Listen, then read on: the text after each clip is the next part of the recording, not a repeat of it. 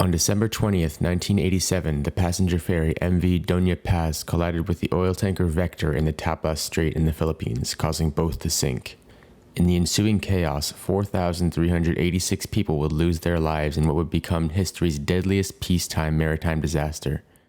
In this video, I will describe the lead up to the disaster and exactly how it was entirely preventable.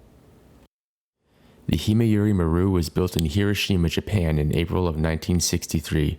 After being purchased by a Philippine-based shipping company in 1975, it would be renamed the Don Sulpicio, and after being refurbished following a fire, it would be renamed the MV Doña Paz in 1979.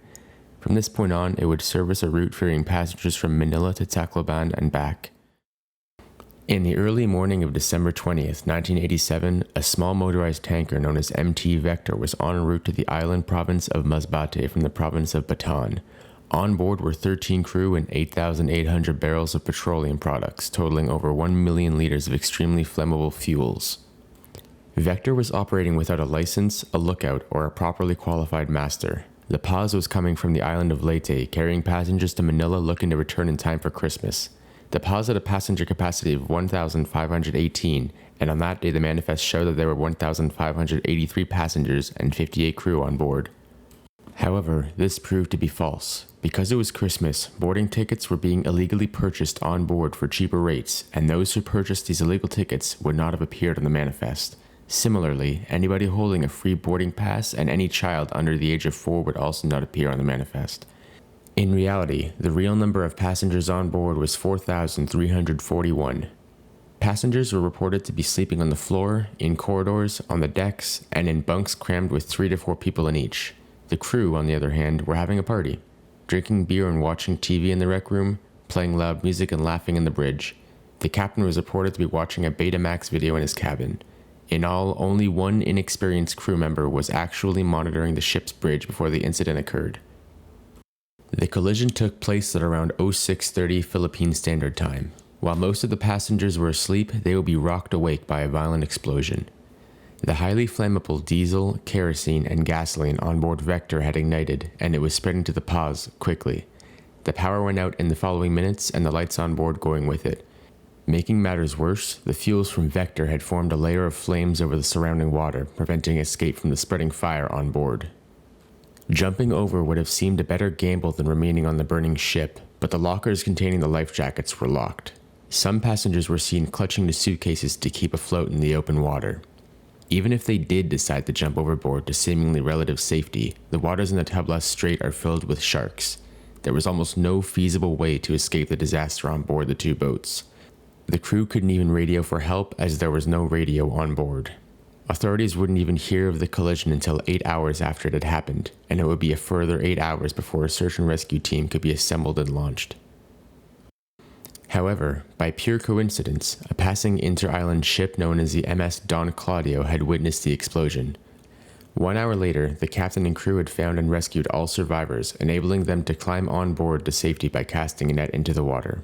The actual number of casualties and survivors between both boats are contested, but the number of survivors is generally agreed to be 25 to 26. Of the casualties, most would succumb to the fire, with fewer numbers drowning.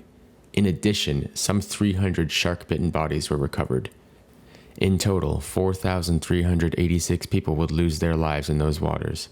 Less than 0.6% of the people involved survived. In the aftermath that followed, Sulpicio Lines announced that the Paz had been insured for 25 million pesos.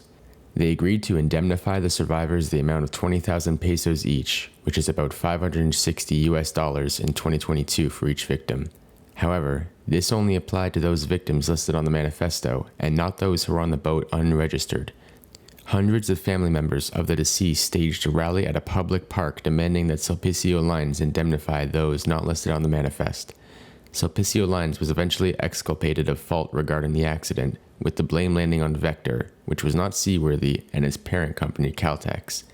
However, a decade later during the legal proceedings, Caltex was also absolved of responsibility in a cruel twist of fate.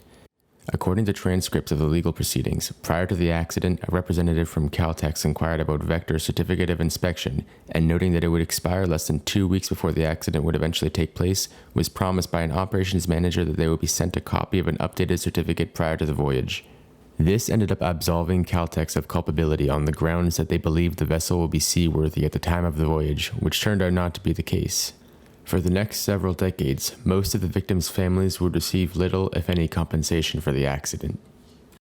More recently, however, families of the victims would receive settlements between 200 and 400,000 pesos. As it turned out, Caltex was not the owner of the Vector, it just chartered that particular vessel.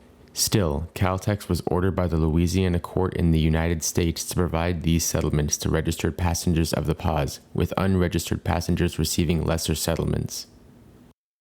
The accident that occurred that day is the deadliest maritime disaster to occur outside of wartime.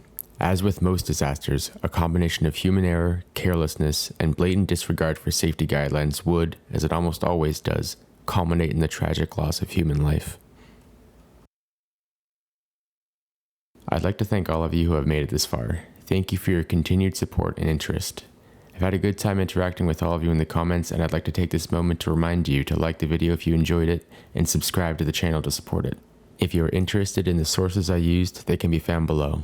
Thanks.